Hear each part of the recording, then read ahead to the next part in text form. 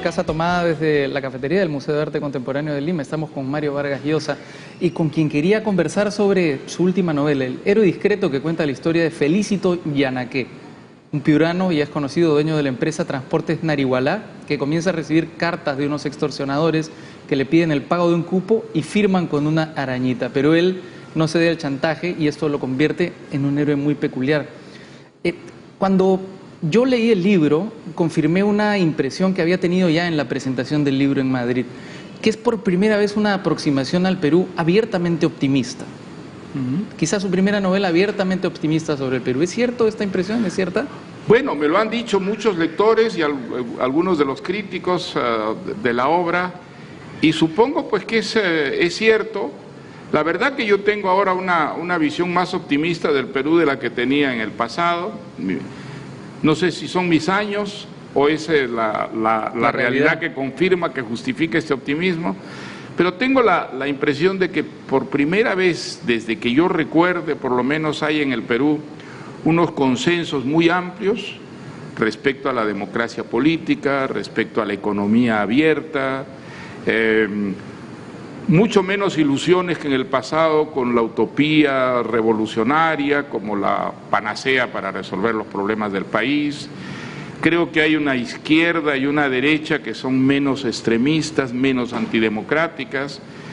Hombre, que quedan fuerzas antidemocráticas desde luego, pero mi impresión es que el grueso de la población más o menos consciente está en lo que yo creo es la buena dirección.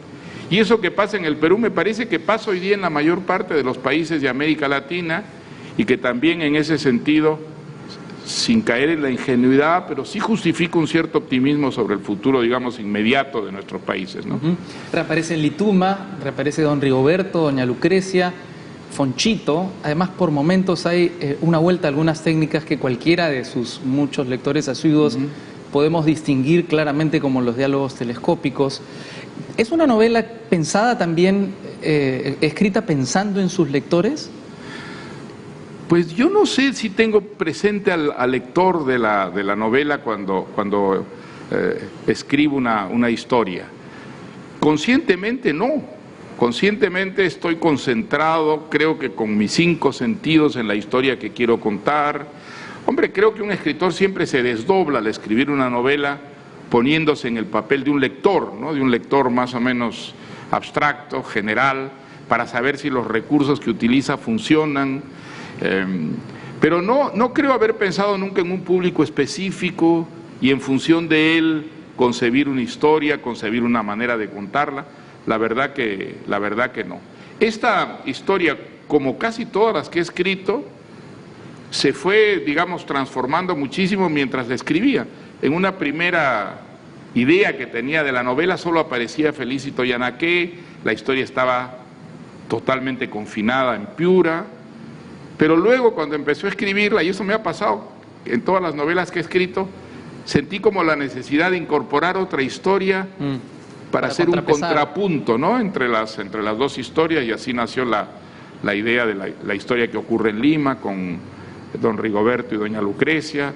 Siempre para mí es un proceso bastante misterioso el de la elaboración de una novela. Siempre hay factores espontáneos que surgen en el proceso mismo de escribir las historias, ¿no? Ahora, una cosa que a mí me desconcierta de la novela es la presencia de Lituma, porque Lituma, que aparece en otras novelas y en otras obras de teatro, en algunas obras de teatro anteriores, termina casi como una figura opaca, una figura cuya historia nunca llega a redondearse, como si hubiese la posibilidad de que vuelva a aparecer una novela posterior. Sí, pues es un personaje para mí también misterioso, porque aparece desde los primeros cuentos que escribí, y siempre, bueno, no siempre, pero casi siempre, cuando comienzo una historia, aparece Lituma como voluntario para ser personaje de esa historia, ¿no?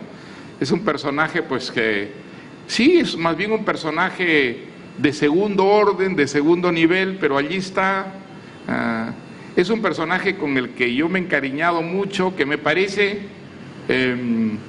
una persona de buena entraña, de buenos instintos, que muchas veces, por las circunstancias en las que vive, no puede manifestarlos abiertamente, pero creo que hay en él algo que es positivo, que su manera de reaccionar frente al mundo, frente a los desafíos que enfrenta, es una manera básicamente decente, ¿no? Y entonces es un poco la función que tienen todas las historias donde él aparece, ¿no? Ha contado el germen de la historia de Felicito Yanaqué, que es una noticia de periódico, ¿verdad? Así es, de periódico, de radio, eso no lo recuerdo, pero sí la historia de un pequeño empresario trujillano, no era piurano sino trujillano, que se resistía a aceptar el chantaje que le hacían unos mafiosos, y que incluso había publicado un aviso en un periódico desafiando a los chantajistas. Y a mí la idea de ese personaje me sedujo inmediatamente, justamente como la de un héroe discreto, un héroe del montón, un héroe que no es pues una figura épica ni muchísimo menos, sino con un coraje que tenía que ver con una convicción, ¿no? Con una especie de decencia innata que se negaba, digamos, a prescindir de ella por seguridad o por... Me pareció que ese tipo de héroe, que es el héroe que al final constituye la reserva moral de una sociedad, debía ser el personaje central de la historia, ¿no? Pero a mí tanto como la historia de Yanaqué me sorprendió la historia del jefe de don Rigoberto, Ismael Carrera, que decide vengarse de sus dos hijos, Miki y Escobita.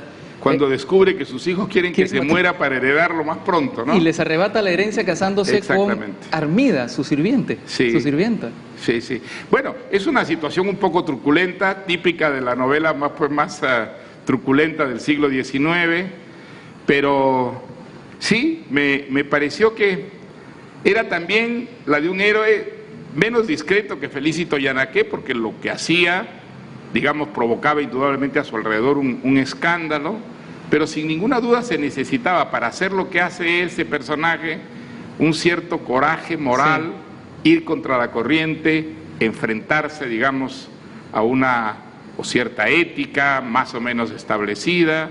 Y entonces creo que entre él y Felicito Yanaqué hay un cierto contrapunto, ¿no? Porque ambos en su medio, en su propio, digamos, ámbito social, representan una actitud disidente que es un valor, ¿ah? No es, digamos, la del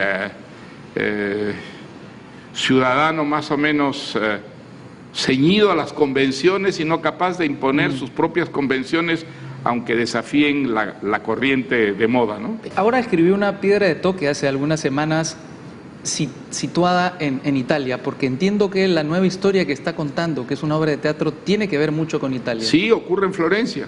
Es una obra que está inspirada de una manera muy libre en el Decameron de Boccaccio, y es una obra de teatro en la que Boccaccio aparece como personaje, así que pues he leído mucho en este tiempo, no solo los cuentos del Decameron, sino otras obras de Boccaccio y la biografía del propio Boccaccio.